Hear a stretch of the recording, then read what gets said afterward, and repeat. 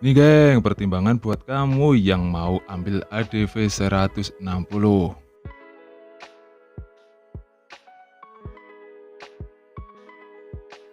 Ciao, bentornato nel canale Automotive Centris.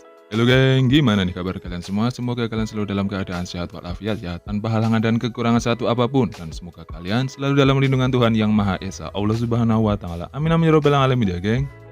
Kalau di kesempatan video sebelumnya kita udah ngebahas Honda ADV 160 yang terbaru, apa aja yang terbaru dari Honda ADV 160.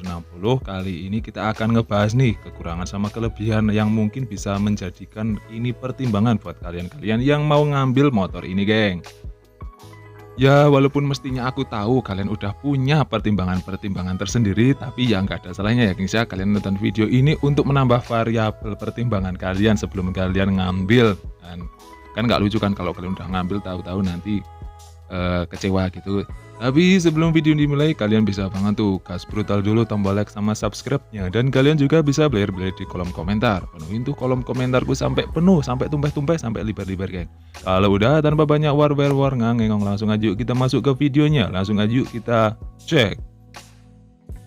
Sejak awal kemunculan dan kehadiran dari Honda ADV 150 yang dahulu, terus sekarang muncul yang Honda ADV 160, ya untuk impresinya tentu aja Honda ini kayak apa ya, kayak berani banget ya bisa menghadirkan motor Matic Adventure yang bongsor gitu dengan desain yang nggak kayak Honda pada umumnya. Nggak kayak desain Honda sebelumnya yang terkesan aman dan bisa masuk buat semua kalangan gitu ya guys ya, ataupun bisa masuk untuk kalangan cewek ataupun anak-anak sekolah yang masih yang wanita gitu ya guys ya.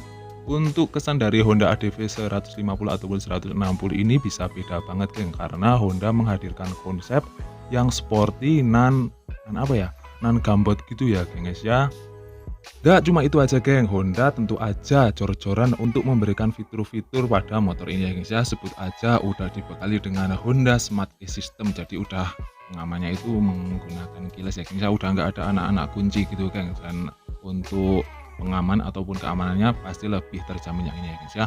Yang kedua ada fitur HSTC atau Honda Selectable Torque Control. Jadi motor ini tuh bisa dikatakan nggak akan selip gitu kan, antara roda depan sama roda belakang itu nggak akan selip karena adanya fitur ini yang pasti akan menambah keamanan dan kenyamanan untuk si pengendara geng. Jadi ini fitur yang cukup apa ya, cukup bagus lah untuk disematkan di motor-motor Matic gitu ya guys ya. Selanjutnya ada fitur, bukan fitur sih, untuk tampilan dari segi bodinya gitu geng. Untuk bodinya sendiri Honda menghadirkan motor ini dengan desain yang gambot, sporty, dan ya nggak umum seperti desain-desain Matic Honda sebelumnya gitu ya guys ya. Lanjut ke area mesin dan tenaga, ya untuk motor ini Honda udah menghadirkan mesin 160 cc ya guys ya, meskipun performanya ya kalian bisa tahu sendiri ya geng. Untuk kenyamanan saat berkendara, Honda juga udah melengkapi motor ini dengan stang flat bar yang cukup lebar ya guys ya, tapi dengan handle taper bar untuk mengurangi getaran dari motor ini geng. Tentunya dengan stang yang gini, tinggi begini, tentunya akan menambah nyaman ya guys ya, nggak cepet pegel gitu untuk si pengendaranya juga geng. Oh ya, kelupaan geng, untuk pencahayaan dan perlampuannya tentu aja Honda udah all in ya, menghadirkan motor ini dengan udah full LED geng. Mau dari lampu utama, lampu sen udah full LED. Untuk kapasitas dari tangki BBM-nya di depan ya guys ya, jadi untuk bagasinya ini bisa luas banget, lega banget, dan mengikuti bentuk dari bodinya yang emang gede juga geng. Nih bodinya bisa masuk untuk helm full face ya gengs ya. Oke geng, mungkin sekarang kita masuk ke area kaki-kaki ya gengs ya. Untuk kaki-kaki bagian depan Honda masih menggunakan teleskopik ya gengs ya, dan teleskopik ini shockbreakernya ini cukup tinggi dan panjang gitu ya gengs ya. Sedangkan belakang Honda mempercayakan menggunakan dual shockbreaker yang disuplai oleh Showa ya gengs ya. Dan untuk shockbreaker depan banyak yang memuji kalau katanya shockbreaker depan dari ADV ini empuk banget geng. Sedangkan kalau yang belakang banyak yang berbeda pendapat, katanya ada yang mengatakan cukup keras geng. Dan emang wajar kali ya guys ya, untuk motor-motor Matic yang adventure mungkin dibuat agak keras di belakang kali kan. Tapi kalau untuk boncengan ya intinya tetap empuk ya kan.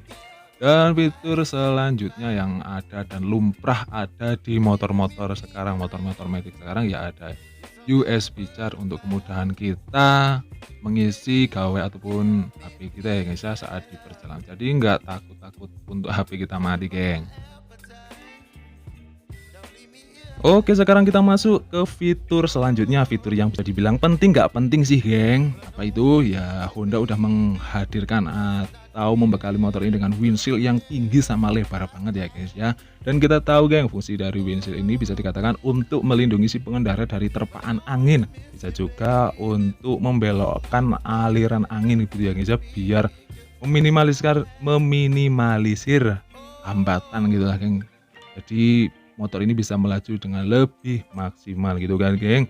Dan fitur selanjutnya yang tertera di motor ini ya tentu aja udah menggunakan full digital panel meter dengan informasi yang lebih cetok dan lebih jelas ya guys ya. Kalian bisa mengetahui indikator dan informasi-informasi di layar di sini, geng. Selanjutnya untuk fitur yang terakhir nih, geng, fitur yang bisa dikatakan mumpuni banget dan kayaknya penting banget, geng, diterapkan di setiap motor-motor gitu ya, geng ya. Fitur tersebut adalah emergency stop system, geng. Jadi si motor ini akan memberikan aba-aba ataupun peringatan ya, geng ya, tanda gitu lah, geng, kalau motor ini dalam keadaan emergensi gitu, geng. Jadi misal dari kecepatan tinggi langsung ngerem mendadak atau ada indikator-indikator yang membahayakan gitu, motornya akan memberikan informasi. Dan itu tadi, geng, kelebihan-kelebihan dari Honda ADV 160. Dan tapi bersama kelebihan kan biasanya ada kekurangan ya, geng. Dan ini kekurangan dari Honda ADV 160, geng. Untuk segi desain dulu, geng, yang pertama bisa dikatakan desain ini kan ya selera ya, geng, masing-masing dari individu. Tapi untuk menurutku sih, geng, tampilan desain dari Honda ADV yang 150 itu strippingnya malah lebih bagus, geng. Lebih memberikan warna ataupun kesan motor yang extreme adventure banget, geng. Kalau yang ini, yang Honda ADV 160 ini malah tampil dengan kesan yang elegan banget kan, geng. Malah strippingnya itu minimalis banget, cuma dikasih emblem-emblem yang malah menambah kesan elegan dan premium, geng. Jadi kesan adventure-nya itu kayak berkurang gitu ya, guys ya.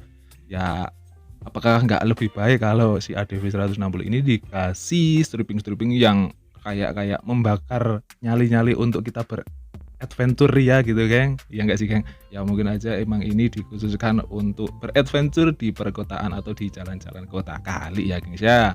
Dan untuk kekurangan yang selanjutnya sih ya ini mungkin terjadi di sebagian orang ya, guys ya.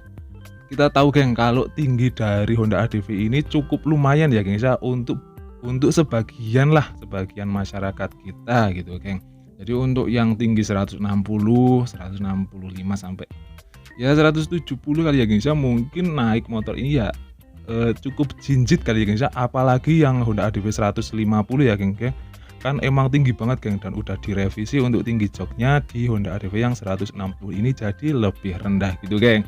Selanjutnya untuk ini, geng, untuk tombol menu untuk kita ngatur informasi-informasi yang ada di panel L ini, geng ya, panel apa ini, panel speedometernya, guys ya. Kenapa kok ditaruh di situ gitu, geng? Nggak ditaruh mungkin ditaruh di stang kiri atau di mana gitu ya, guys ya. Kenapa kok ditaruh di situ?